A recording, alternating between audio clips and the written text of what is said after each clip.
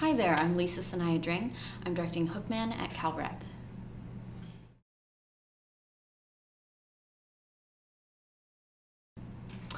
This play has so much to be excited about. I really love how the tone shifts.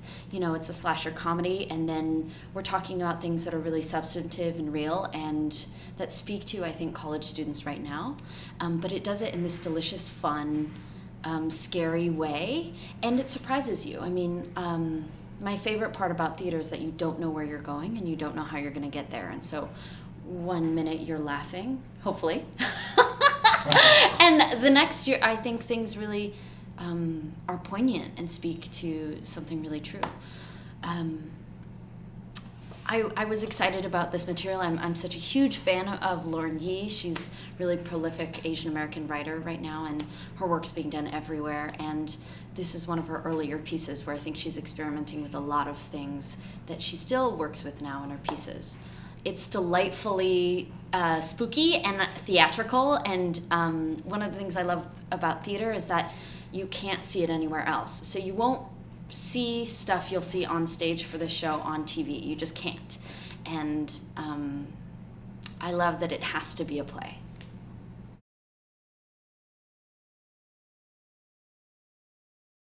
Well, this play has blood. Fake blood. So we're working a lot to make that look awesome and real and scary. And also there's a lot of moving parts, like blood gets on clothes, it gets on hands. So that's one thing that's been extra challenging.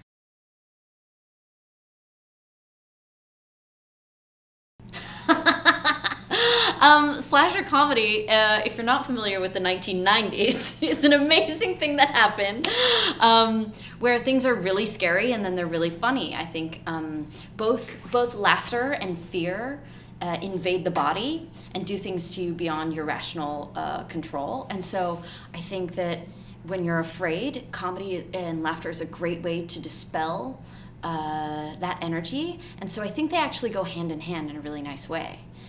They both put you at the edge of your seat. They both change you, and they're both require weird vulnerability that sometimes we avoid in normal life.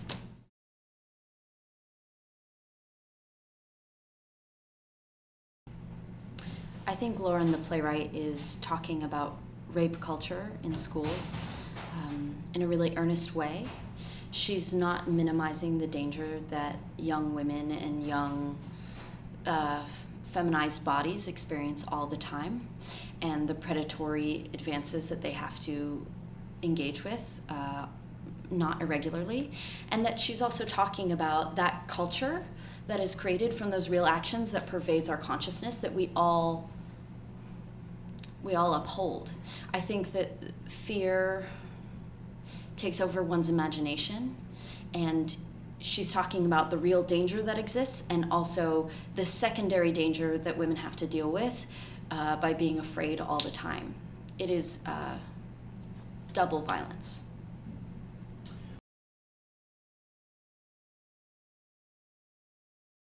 So this play engages with trauma, both sexual trauma and grief and guilt associated with that. And our protagonist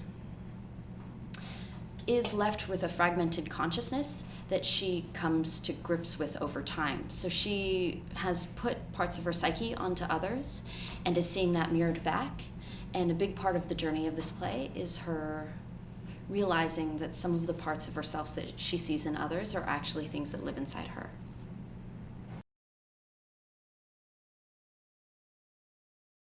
I mean, something I love about theater is that it's open to interpretation. There's so many valid levels and ways to engage with this play that I'm like, don't take my word for granted. Come see it and feel what resonates with you, and let us know as an audience. I mean, a play is different with each night, with each group of people that's in the theater.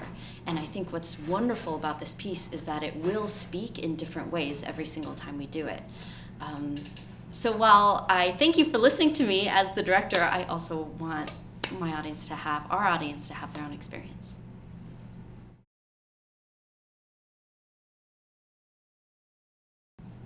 If you want to become a director, direct. And I'd say just be curious and show up and ask if you can help.